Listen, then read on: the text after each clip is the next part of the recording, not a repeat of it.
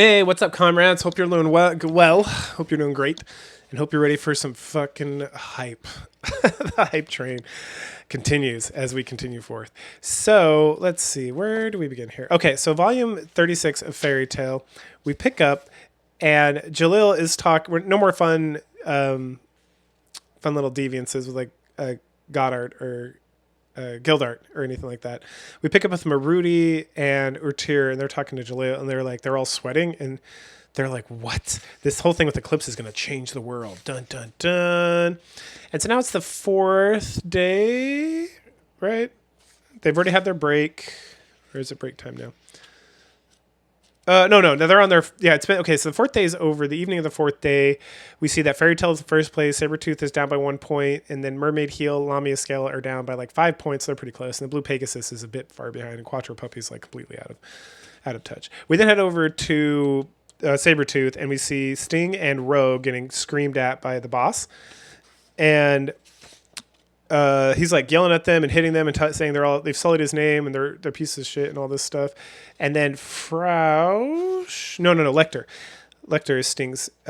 He says something. He's like, "Hey, he only lost this one battle, but you should still be very proud of Sting." And then the boss, the guildmaster, is like, "Who are you?" And he shows his like little Sabretooth tattoo, and then the boss like does some sort of magical power on him, and he disappears, and everyone's like, and Sting's like crying and laying there, and Frosh is crying and laying there, like screaming, and then Rogue like grabs him, and Sting's just like screaming and yelling, and then Sting goes to like punch the crap out of the guildmaster. He just like kills him straight up, like straight up kills him, and the Minerva's like, "All right, everybody, calm down."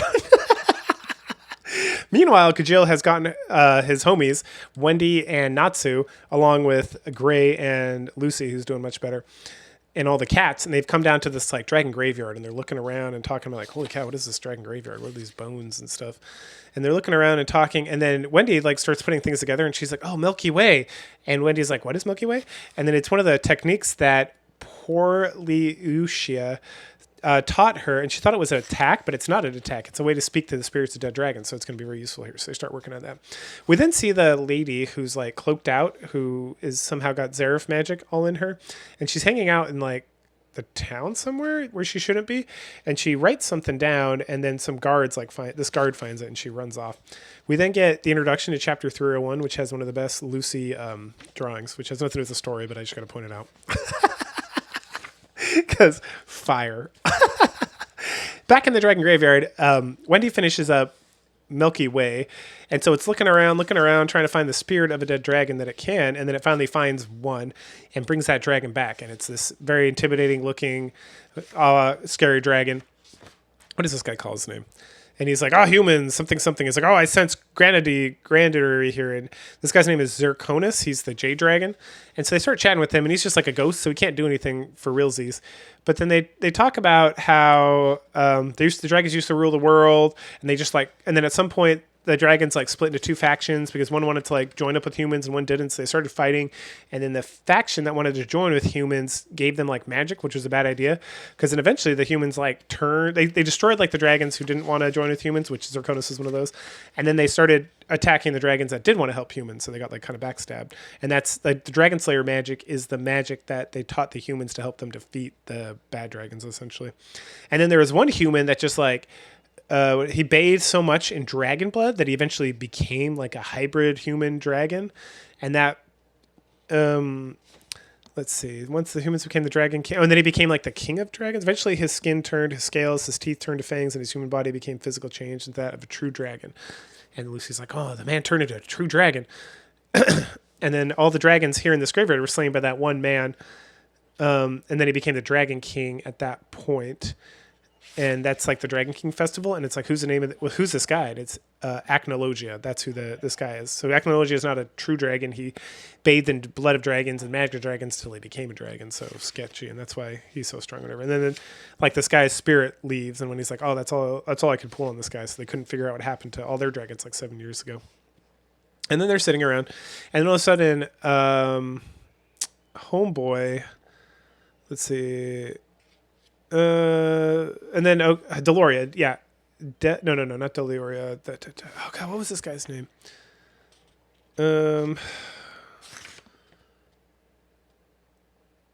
hold on. Arcadios. So Arcadios and Yukina show up. Yukina is the other. She's the one who was in Sabretooth as a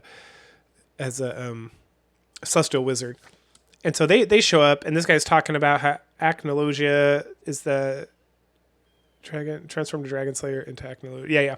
That Zareth was the one who kind of helped, and some in the book of Zareth or something, it talks about how Acnologia was created by Zareth and whatnot, and that the first step to defeating Zareth is to capture Acnologia so they could figure out his magic or something. And so, okay, what are these guys doing here? What they're doing here is that he needs a celestial wizard. And so then Natsu runs up, and he's going to protect his girlfriend, Lucy, of course. So he's like, I don't care what you want. You're not going to do anything to Lucy. And then Yukina is like, please, Lucy, come help. Like, it's the only way to defeat Zareth is to capture Acnologia. And if we need the special wizards for, like, Eclipse to make sure this happens, like, we really need your help. And so then they all wander back up to, like, the palace. And they're chit-chatting about that. They're chatting about the games, how the games have been going on for 7 years to gather magic. And they go to this giant, like, doorway with, like, this crazy sun shape on it. And it's got all these symbols and crap on it. And it's something about, like, the alignment of the sun and the moon, bring the 12 keys of the celestial golden keys, and it'll open the door. And to defeat Zareth, so the goal is they're going to travel 400 years back in time before Zareth became immortal, and they're going to kill him. And that's the plan for the eclipse. And they're like, what?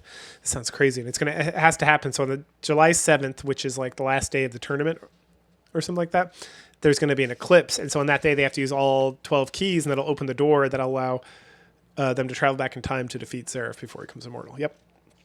And the Reddits are talking about this plan. A bunch of guards roll up along with the defense minister, and they arrest Arcadios as well as Yukina and Lucy, and they're like screaming back and forth about everything that's going on. And then Natsu is about to like stop them from arresting them, but as he tries to use his magic, all the magic gets sucked up into the gate. So that's like the whole point of the gate. So when they're at the stadium for the Grand Wizard Games, it doesn't affect them as much, but here it's like super powerful. So it just drained him like completely in one shot. And so they grab Yukina, they grab Lucy, and then they grab Arcadios, and then they just leave the rest of them, like Wendy, Natsu, Gajil, Gray, and the cats behind, because there's nothing they can do at this point. So then they all head back to the guild, and they're chit-chatting with Makarov about what's going on, and with Laxus, and they're obviously they're like, hey, we've got to get Lucy back. And I guess part of the deal is if they win the games, then they can have the right to ask the king for a favor or something. And so, but they don't want to just rely on like winning the games because they don't know if they can trust him. So they're going to do like a twofold thing and say Natsu like breaks free. And he's like, I'm going to go get Lucy right now. And then Makarov just like smashes him on the ground. And so they talk more about that, and they're like talking about how they're not cowardly. Of course, they're going to go get Lucy, but also they're going to like pretend to do the right thing. And so then Lucy and Yukina are sitting around in like a prison cell, and like Lucy's super pissed off looking, and Yukina is like, I'm sorry, I didn't mean to get you in trouble like this. And he's like, oh no, it's cool. I'm glad you're doing well. And then they talk about how Yukina had an older sister, Sorano, and that she would always protect Yukina, or Yukino, because she was so nice and so pretty and stuff. But then at some point, the cult of Zareth murdered her parents and hauled the sister away. But she was able to escape, and she doesn't know if her sister's dead or alive. But all she wants to do is destroy Zareth because it's done so much damage to her. And then Lucy thinks about, like, can they really go back in the past and change things? Is that really possible? The next day, the games begin again. We see all the different groups. We see Quattro Cerebus. We see Blue Pegasus, Lamia Scale, Mermaid, Heel. Sabretooth comes out, led by Minerva. And then Sting is like very concerned still about Lecter. And there's something where, did we find this out earlier? Have I missed this part? At some point, I don't know if we found this out yet. Maybe we did. No. We find that out later. Okay, so I won't bring it up right now. And then Sting just like imagines Lecter like rooting for him. And so he's getting like super juiced up about that. And then Fairy Tail comes out, but Natsu's not there, which is strange. So instead we have Juvia. So we have Juvia, Gajil, Gray, Laxus, and Urza. So it's another change up, right? But that's because Natsu, Mira Jane, and Wendy are off to break into prison and rescue Lucy. And so people are like chatting about the change up and whatnot. And then Makarov's like thinking about everything that's going on and all that good stuff. So So we start with Natsu and crew, and their genius plan to get inside the castle is to dress up like ridiculous nonsense. like Natsu's like a bear, Wendy's like the pumpkin mascot thingy from the games, and Mary Jane is just like a hot lady in a skimpy dress with a like Jason Voorhees mask on. Anyway, back over the games, we find out that the final game is that each one of the guilds is going to be spattered throughout the city, and that they're just going to go about and fight each other. And every time one of them goes down, that team gets 2 points. And then, so that if you take someone down, you get a point. If you take down their leader, you get 5 points. And so everyone's going out, everyone's fighting each other and bash, beating up. And we see Fairy Tail, all 5 of them are just standing there with their eyes closed.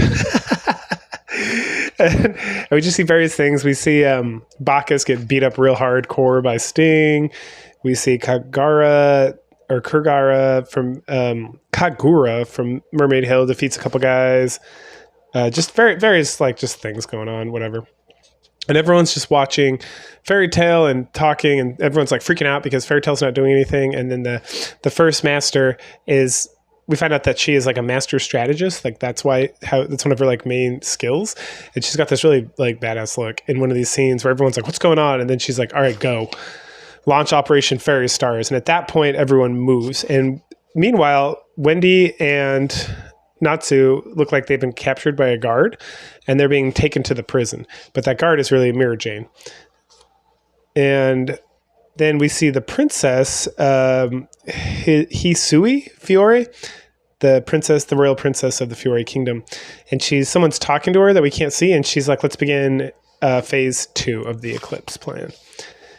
Back over with the main crew, we see that Rufus, the guy who can like, the maker magic guy who can like make memories or something, he's like watching everything, and then he goes to attack like everybody, right, with this crazy attack. And that is the reason why Fairy Tail was just standing there quietly, because the leader of the first guild master had predicted like this attack that he was going to do to attack Fairy Tail, and so all 5 members were able to like avoid it because of what they were doing. And then she starts going off about like 32% chance this, 68% chance that, and then Fairy Tail starts just like devastating people. Either all split up in different areas, and they're just like completely dominating everyone they're running into. And the first guild master, this is where we find out the first guild master is the fairy strategist. Like that's how she got her whole thing going on. We then get a cute battle between Jura and Iguyara. And Jura just beats the crap out of him, obviously, because he's way better. Let's see. Okay, then we head over to Lucy, and she's looking super sad, just being bummed out. And then Natsu, Wendy, and Mary Jane show up, and it's like, hey! And then Natsu just burns the cage and breaks it open. And so Lucy like puts on her like top, which I guess was off. I don't know. We see her like laying down, and she's got some sort of like top on. And then in the next scene, she's like doing something with it. So it's kind of funny. They also rescue the other girl as well. And then they start moving. And then all of a sudden the ground just like opens up and they fall down into the Palace of Hades, which is this trap underneath the city. And it's the Hades city of the dead. And then the princess, we see her talking about how this is the final taste of freedom they will ever get. And then she like telling them that they're going to rot here as a punishment. And they're like, who's that? And then the Highness is like looking pretty sad about the whole situation. Even the guards are celebrating behind her. Meanwhile, Gray pops in to where Rufus is at, and now they're going to start their awesome battle. So they get started, and we get this whole conversation about beating Rufus and the percentages and whatnot. This is like a previously, like a flashback of the discussion about how Gray is going to go fight Rufus. And he's like, I have to fight him. I have to show him who's better. And she like weighs out the calculations, and he's like, my emotions will help me win, will increase my percentage chance. And she's like, let's do it. And so then they start fighting, and it's pretty good shonen anime battle. They just go back and forth, and Gray's casting stuff, and Rufus is like countering it and using other kind of magic, and then Gray gets like naked, of course. And he's like, I'll never lose the same battle twice. And the guy keeps using like memory magic, and he's like, memorize this, bam! And then he does this like crazy ice sword attack, and Rufus is like, I can't keep up with it, it's too fast. And then Gray just like slams the crap out of him. And then the guy tries to use like fire magic, but his ice is like more powerful than the fire magic, and he does this like ice bringer attack and just like totally decimates Rufus, defeating him. And then he grabs his hat and puts it on and looks sexy as like, I'll get out. And then Julia's like, yeah, my boyfriend. And everyone's like, holy cow, that's crazy. And then we see Rogue looking like super dark and jaded. And he's thinking about how powerful Fairy Tail really is and Gajil and all that stuff. And then Minerva is thinking about stuff too. She's like, are we crumbling as Sabretooth, or is it possible that Sting will be able to do what he needs to do? And then we get like a flashback to when he killed the guild master. And then Minerva is like, the reign of terror, my father, is over. The new leader of the guild is Sting, because he defeated the old leader. And then they talk about the power of emotions. And that's how Fairy Tail becomes so powerful, as they're very like emotional. And then she tells him that Lecter is actually alive. She spared him. But the only way he's going to get him back is if they win. And he's like, something, and she calls him a child. And then everyone's like freaking out because Minerva's such like an evil, crazy bitch. And he, essentially Sting has to win. He has to beat everybody, or she's going to kill Lecter. Right? Because she's a lunatic. Meanwhile, back in the Palace of Hades, we get our crew together, and they're all just like chit-chatting and talking and stuff like that. And they seem fine. And then they're moving around. They squeeze through some like tight tunnels, and they come across Arcadios, and he looks all beat up, and he's laying there all injured, and he's like, you need to run. And then they get like attacked from behind, and it's this big creepy looking dude, and there's like this guy with a flag summoning water, and there's like a plant lady. And it's, what are these people called? They're the Hungry Wolf Knights. They're like a group, the Fiore's like executioners, and they all look like goofy as shit. But they're going to execute the lawbreakers. Yeah, they have special authority as a squad from Fiore. And then Natsu just laughs because they all look ridiculous. And then our Arcadios is like, no, you got to take these guys serious. They're really like strong and stuff. And then Panther Lily like powers up to his like super move, and he's like, all right, let's do this. And so then a battle begins, and we get like, this lady uses like these petals, and they're using like wind and fire to fight back. And then there's like some plants, but then Mary Jane transforms into like her super demon form, and Panther Lily's using his like Buster Sword, and they're just going back and forth. Let's see. It's pretty good. The princess still looks super sad about the whole situation, especially when they talk about how the Hungry Wolf Knights are there. And then she's really concerned about Arcadios. And then at some point, like the ground gets destroyed in the ensuing like battle, and everyone gets separated. So we have Natsu, and he's supposed to face off against this masked guy who seems like the leader of the Hungry Wolves. And then Wendy meets up with like the flower lady. Panther Lily's meeting up with this like big fat drunk guy, and then Mary Jane's with like the lady who does like the cards, and then Lucy and God, I can't remember her name. Lucy and the other celestial wizard, they get like the funny looking guy who like has like big crazy eyes and does like water stuff. And then Arcadios gets like super creepy, and they're like, all right, we're going to do this and we're going to win. And he's like, no, you can't fight them. You can't win. They don't even leave bones behind. Dun, dun, dun. And that wraps up volume number 36. So we're going to leave our friends here in dire danger. They have to fight their way out. But of course they will, because it's a freaking fairy tale. Go ahead, like, share, subscribe, comment, and we'll catch you guys later. Bye.